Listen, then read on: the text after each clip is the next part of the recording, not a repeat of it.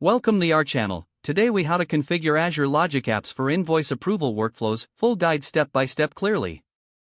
Begin by logging into your Azure portal. Once logged in, navigate to the search bar at the top of the page. Type Logic Apps and select it from the drop-down menu. On the Logic Apps page, click on Create Logic App.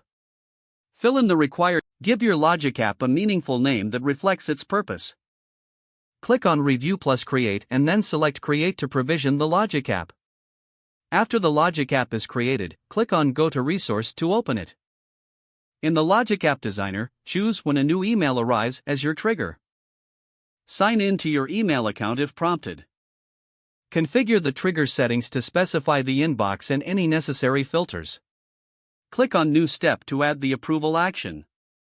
Search for Start and wait for an approval in the action list and select it.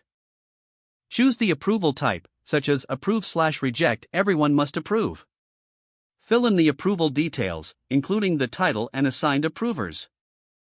To customize the email that approvers receive, add dynamic content as needed.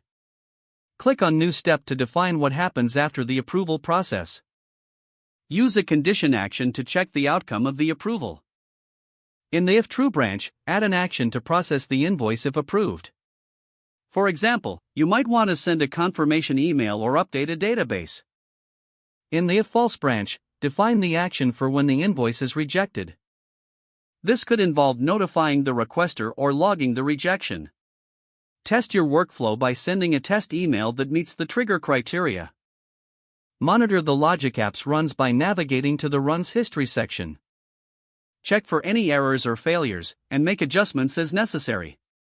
Once everything is functioning smoothly, your invoice approval workflow is ready to go live. If the page does not load, refresh the browser or try again in a private or incognito window. Make sure you are using the correct email address, then retype it carefully to avoid small typos. If your password is not accepted, use the reset option and create a new strong password you can remember. Check your spam folder for verification or security emails, then complete any requested confirmation steps. Don't forget to like this video and subscribe to our channel for more step-by-step tech guides.